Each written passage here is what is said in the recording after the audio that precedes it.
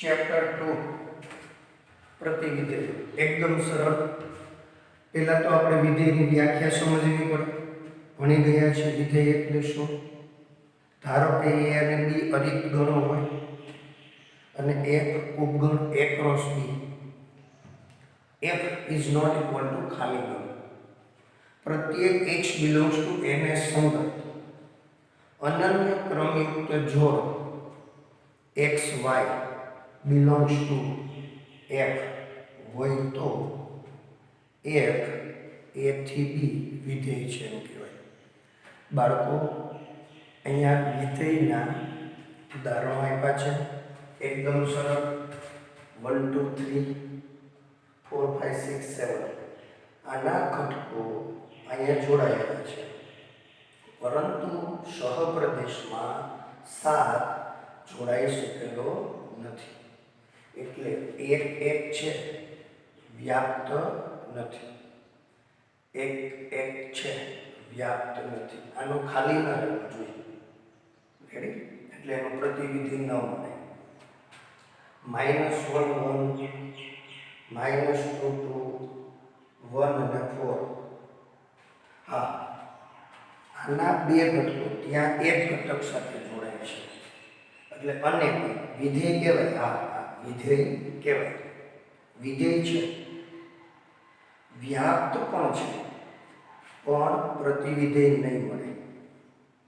10 11 12 20 21 22 એક એક છે, વ્યાપ્ત છે, વિધેયનું પ્રતિવિધેય અસ્તિત્વ ધરાવે છે. અહીં એકદમ સરળ, એકદમ સરળ. f a થી b વિધેયો તથા fx બરાબર y એ એક એક અને વ્યાપ્ત હોય. એક એક અને વ્યાપ્ત. એક એક અને વ્યાપ્ત હોય તો જ એનો પ્રતિવિધેય અસ્તિત્વ ધરાવે.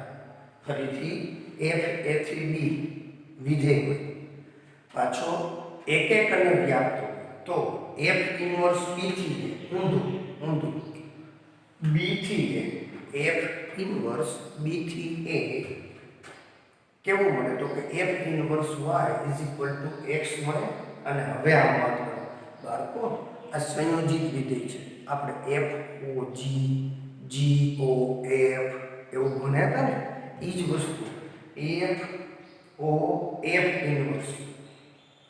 હવે એ વિધેય કેવું હોય ખબર? આના પ્રદેશથી શરૂ થાય અને આના સહપ્રદેશે પૂરું થાય એવું હોય. આનો પ્રદેશ કોણ છે? b, એટલે ib. તો દેહીનો વિધેય મળવું જોઈએ. f o f ઇન્વર્સ બરાબર ib. તો દેહ વિધેય મળે. અને f ઇન્વર્સ o f એ આનો પ્રદેશ. f નો પ્રદેશ કોણ છે? a, એટલે ia. તો દેહ વિધેય મળવું જોઈએ. આ એને પ્રતિવિધિની વ્યાખ્યા થઈ. એકદમ સરળ છે બાળકો. હવે sin cos tan cos sec cosec આ બધા ત્રિકોણમિતીય વિધેયો આપણે જાણીએ છીએ. ઈ અનેક એક છે. કેવા છે? અનેક એક. તો આપણે એને શેમાં ફેરવવા પડે? એક એકમાં ફેરવવા પડે. એક એક બનાવવા માટે, એક એક અને વ્યાપ્ત થવા માટે એના પ્રદેશને આપણે મર્યાદિત કરી દેવો પડે. અહીંયા મેં ઉદાહરણ આપ્યું છે. જુઓ, આ આલેખ તમે જોઈને કહી શકો છો સાઇનનો આલેખ છે. સાઇન વિધેય બધાના મેં અહીંયા દોર્યા નથી, પણ સાઇન વિધેય આમ જે આમાં ચાલતું જાય છે એમાં હવે તમે x અક્ષને સમાંતર રેખા દોરો. x અક્ષને પછી ગમે ત્યાં દોરી શકાય. તો એ આપેલા વિધેયને એક કરતાં વધારે જગ્યાએ છેદે છે. x અક્ષને સમાંતર રેખા આપેલ વક્રને એક કરતાં વધારે સ્થાને છેદે તો એ વિધેય અનેક હોય. ફરીથી x અક્ષને સમાંતર રેખા આપેલ વક્રને એક કરતાં વધારે સ્થાને છેદે તો એ શું હોય? અનેક.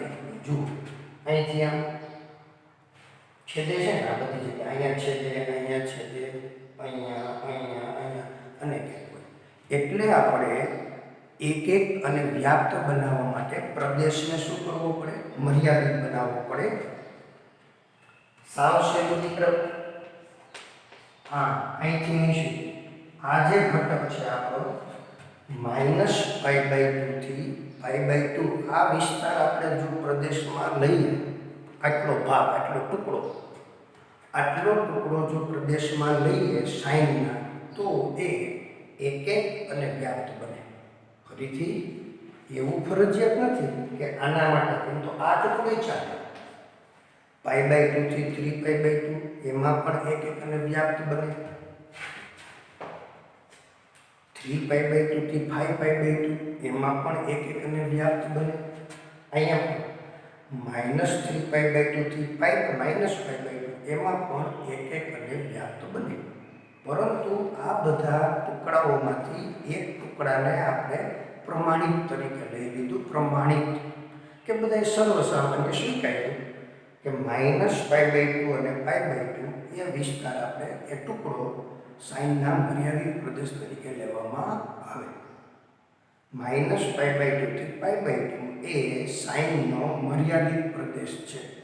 આ મર્યાદિત પ્રદેશમાં એકક અને વ્યાપ્ત મળે. શું મળે? એકક અને વ્યાપ્ત. એકદમ સરળ બાળકો.